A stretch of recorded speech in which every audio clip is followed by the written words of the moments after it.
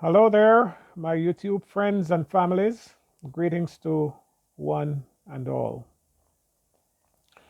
In this episode of Time of Reckoning, I will take a little time to critique where we are as a race in our struggles to be who we are supposed to be. If you have not yet done so, I want to encourage you to click on that subscribe button at the bottom right hand corner of your device and let us reason together on this most important issue of our journey toward self sufficiency.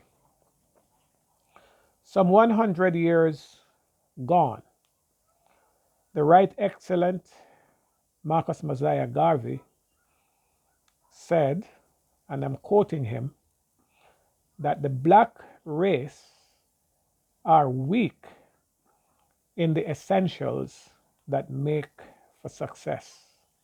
Unquote.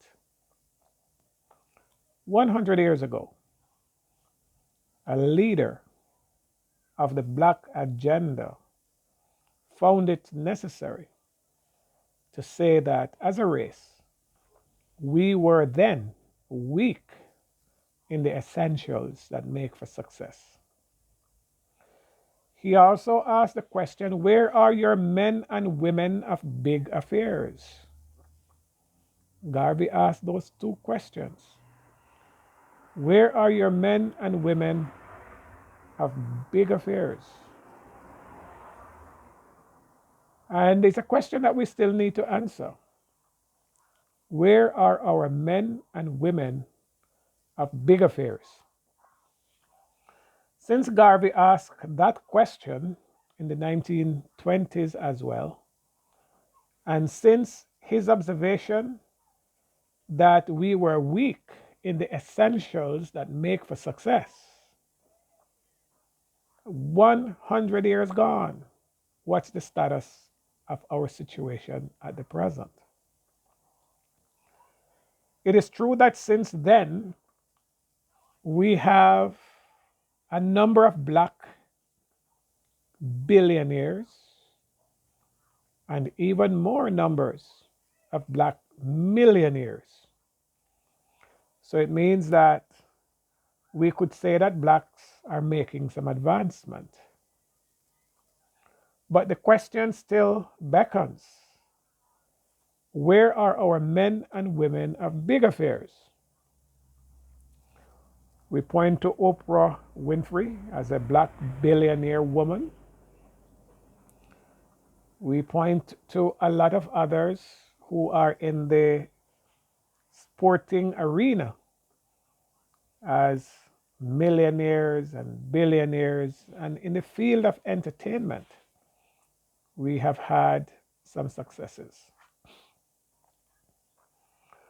But it is clear that there are some areas where we are still looking for our men and women of big affairs. As a race, we can point to some great things that Africans have done. Yes, we can point to some great things.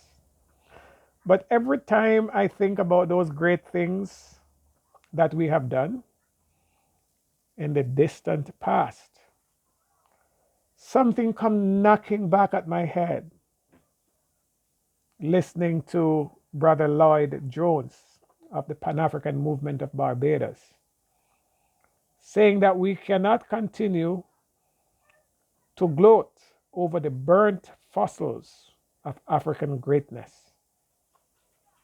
He's a Pan Africanist, and he means the race well.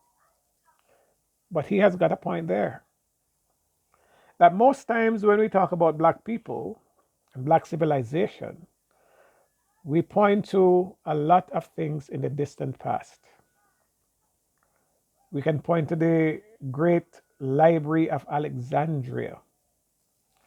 And nothing more befits the description of burnt fossil than the great library of Alexandria, It was burnt to the ground, we could say, by white supremacy. We could also point in modern times to what we call Black Wall Street. That shows that black people do have business acumen, but it was also burnt to the ground. So we still are looking for our men and women of big affairs in the 21st century. Because of racism and white supremacy, slavery, colonialism, and all the wicked exploits of white supremacy, black people find themselves in a situation where they do not trust white people. And so now that we find ourselves in the second decade of the 21st century, faced with COVID 19, which is now dubbed a global pandemic, we find ourselves at a very serious crossroads. As it relates to vaccines, a lot of blacks first are not sure that COVID 19 is a reality. I have heard so many black voices spew doubts on whether or not there is a COVID 19 and what is called a pandemic. There are a number of different spins on what might be happening and what might not be happening. And now there is a vaccine. And it is said that in many parts of the world where the vaccines have already been administered, that blacks are not stepping up to receiving the vaccines. Should blacks take the vaccines? So we're at that crossroad.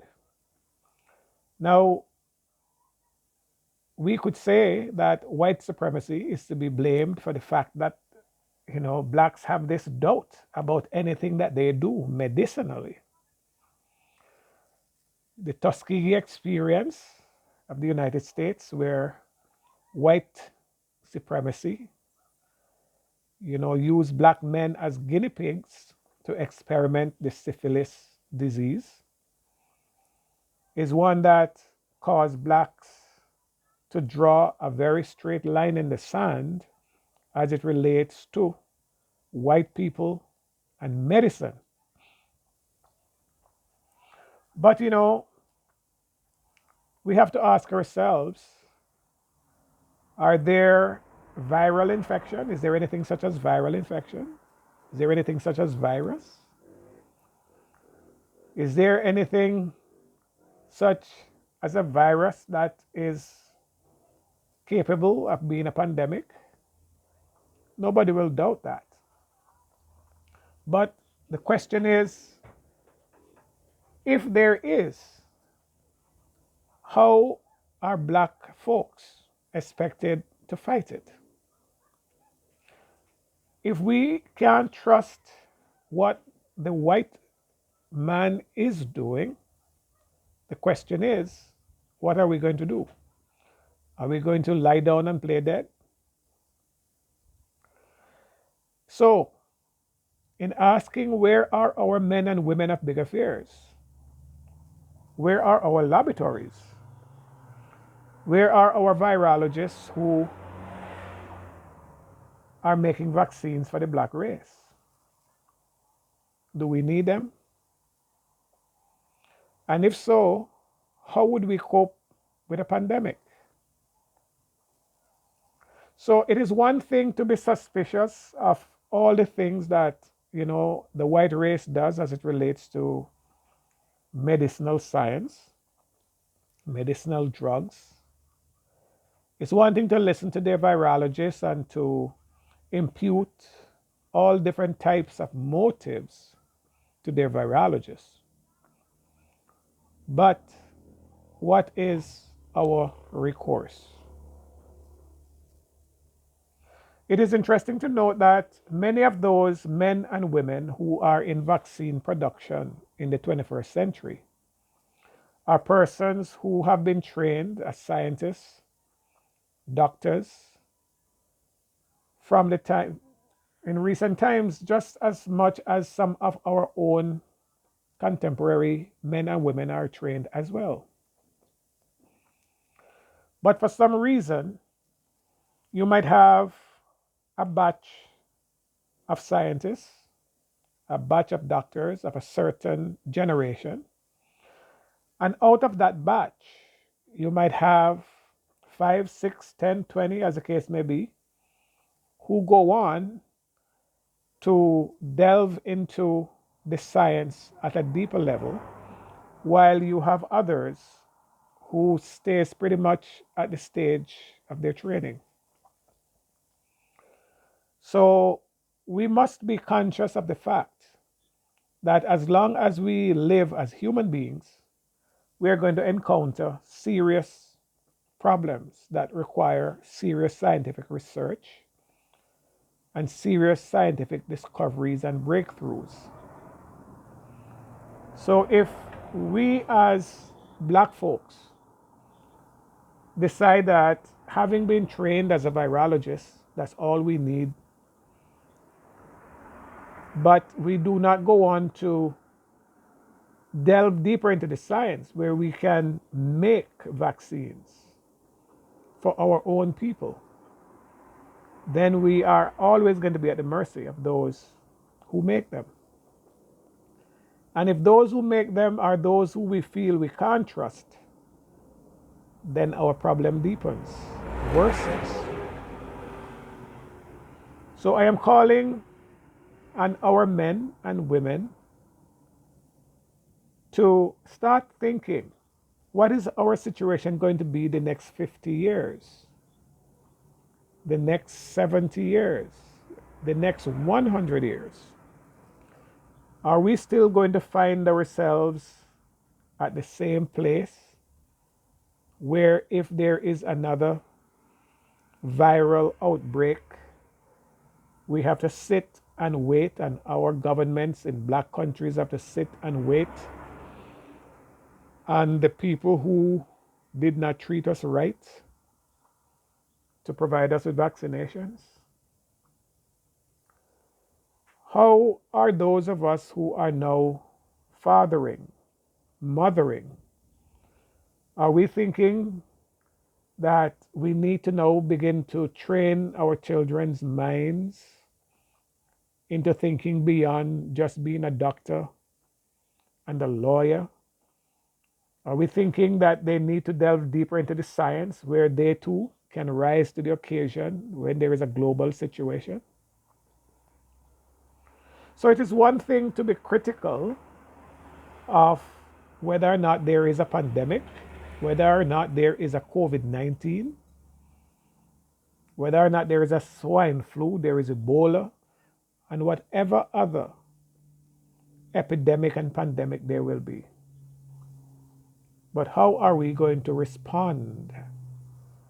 Right now, many of our islands in the Caribbean and many parts of the world are faced with lockdowns because the powers that be are finding it very difficult to deal with these new situations as they develop. And of course, the last global pandemic, we are told, goes back to 1917, 1918. It's 100 years gone. And so there is no government functioning today that is familiar with global pandemics. Yes, the pages of history teaches some things. But when you think about the last 100 years, the world is a totally different place from where it was then.